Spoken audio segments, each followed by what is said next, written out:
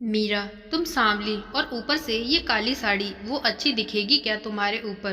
पहले ही तुम्हारे रंग को देखकर लोग ताना मारते हैं। संजय मीरा को बोला। तभी संजय की माँ बोल पड़ती है कि देखो ना बेटा, मैं अगर यही बात बोलती तो कहती कि सास बोलती रहती है हमेशा।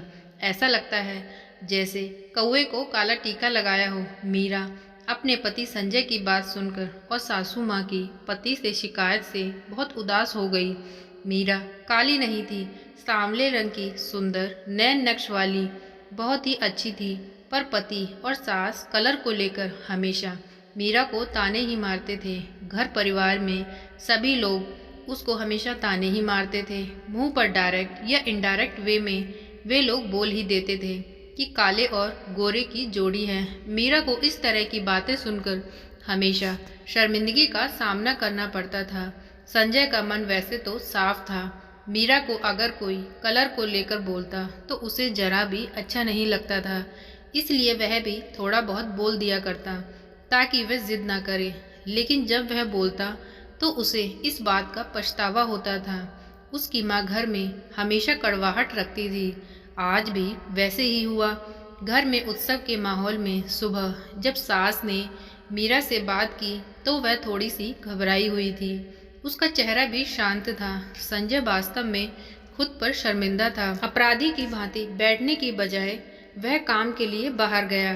कई सारी महिलाएं काली साड़ी पहनकर सड़कों पर चल रही थीं। सभी ही गोरी थी ऐसा तो नहीं था, लेकिन उन पर वह काली साड़ी अच्छी लग रही थी। संजय काम की जगह पर गया। उसका बचपन का दोस्त पंकज और उसका पूरा परिवार साथ में था। जान पहचान हुई। तभी पीठ के पीछे से पंकज की पत्नी आई।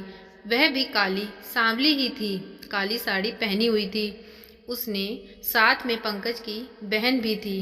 पंकज की बहन ने अपनी भाभी यानी पंकज की बीवी से कहा, भाभी आप पर ये काली साड़ी बहुत अच्छी लग रही है, आप बहुत सुंदर लग रही हैं। ये सुनकर पंकज के चेहरे पर भी मुस्कान आ जाती है और पंकज भी बीवी को देखकर मन ही मन बहुत खुश होता है। संजय ये सभी एक पंकज और बीवी को देख रहा था। पंकज अच्छे से जानता था कि संजय अपनी बीवी के रंग को लेकर हमेशा परेशान रहता है। वह ये चाहता था कि संजय की इस गलतफहमी को वह हमेशा के लिए खत्म कर दे। उसके मन में उठने वाले सभी सवालों के जवाबों के हल वह ढूंढना चाहता था। पंकज ने संजय से सीधे ही पूछ लिया, पूछो तुम्हारे मन में जो भी है, मैं तुम्हें उसका उत्तर देने के लिए तैयार हूँ। संजय पहले हड़बड़ाया, फिर वह बोलने लगा कि नहीं नहीं, ऐसा कुछ भी नहीं है। पंकज ने संजय से कहा, तुम मुझे नहीं जानते कि मैं लोगों का मन कितने अच्छे से पढ़ सकता हूँ। तुम तो मेरे बचपन के मित्र हो। तुम्हारे मन की बात भला मुझसे कैसे छुपी रह सकती है। पंकज आगे बोला, चलो ठीक है, तुम्हारा सवाल भी मैं ही बता देता हूँ।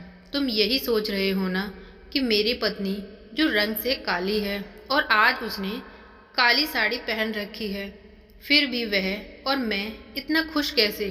संजय सब कुछ शांति से सुन रहा था और कुछ भी बोल नहीं पा रहा था।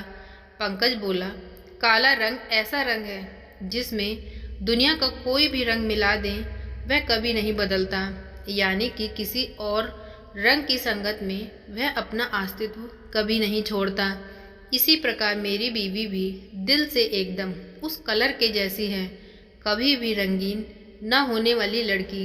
वह अपनी मर्जी से जिए, यही मुझे लगता है। मैं उसे खुश देखना चाहता हूँ। लोगों का क्या है, वह तो बैठे ही बुरा भला कहने के लिए हैं।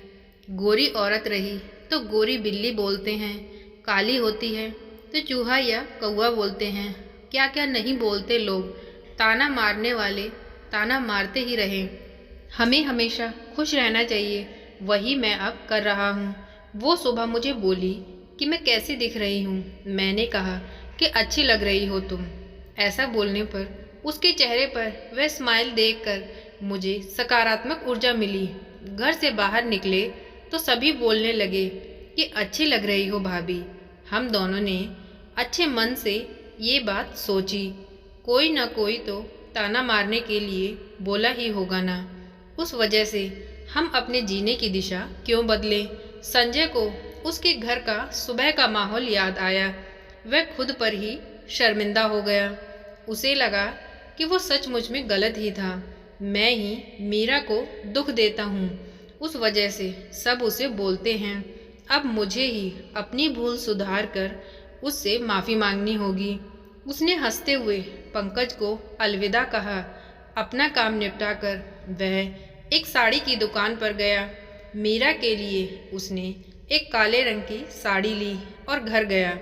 घर जाने के बाद मीरा शांत बैठी थी। उसने मीरा को आवाज़ दी और साड़ी उसके हाथों में दे दी। मीरा को ज़रा अलग ही लगा। उसने प्रश्नार्थक नज़रों से संजय की ओर देखा। उसने बॉक्स खोल कर देखा तो काले रंग की साड़ी थी। ये साड़ी लाया हूँ तुम्हारे लिए, आज पहन के दिखाओ कैसी दिखती हो तुम। अच्छी नहीं लगी तो हम बदल देंगे इस साड़ी को, देखने तो दो कैसी दिखती हो तुम इस रंग में। मीरा को ज़रा अच्छा लगा। चलो तैयार हो जाओ जल्दी, हमें ज़रा बाहर जाकर आना है, एक क्लाइंट के पास जाना है, उन्होंने बुलाया है हमें जोड़ी में। संजय का बोलना सुनकर मीरा तैयार होने गई। काली साड़ी उस पर, हल्का सा मेकअप और लंबे खुले बाल। संजय बोला, वाव। संजय की माँ भी मीरा को देखती ही रह गई। संजय बोला, सॉरी मीरा। हाँ, अरे लोगों की बातों में आकर मैं तुम्हें हमेशा बोलता ही रहा, और खरा सौंदर्य किस में है ये मैं खुद ही भूल गया था। रंग तो दो ही होते हैं ये जानकर फिर भी जीना छोड़ दें क्या? अपनी खुद की पसंद छोड़ दें क्या?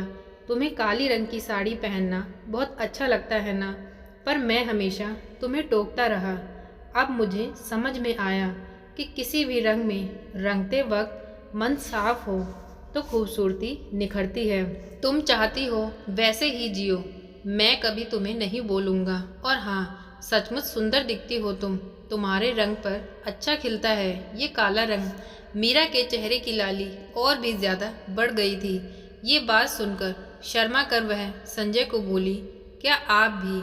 संजय ने मीरा का मुस्कुराता हुआ चेहरा देखा और उसके बदले हुए विचारों से वह खुश हुआ। मन ही मन में संजय ने पंकज को धन्यवाद दिया, क्योंकि ये परिवर्तन पंकज के शब्दों के द्वारा ही हुआ था। खूबसूरत लगने के लिए खूबसूरत दिखना ज़रूरी नहीं है, बल्कि खूबसूरत सोच होना ज़रूरी है। इंसान का अगर मन सुंदर है तो इससे कोई फ़र्क नहीं पड़ता कि वह किस रंग का हो। रंग तो भगवान ने दो ही बनाए हैं, काला और गोरा। ये ज़रूरी नहीं कि हर गोरा इंसान मन का भी गोरा हो। इस दुनिया में बहुत कम लोग ऐसे होते हैं जो तन के साथ मन के भी सुंदर होते हैं।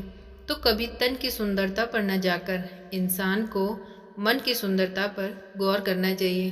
तो दोस्तों, ये थी इतनी सी कहानी। आज की कहानी आपको कैसी लगी प्लीज़ कमेंट करके बताएं। प्लीज़ वीडियो को लाइक करें, चैनल को सब्सक्राइब करें। Thank you.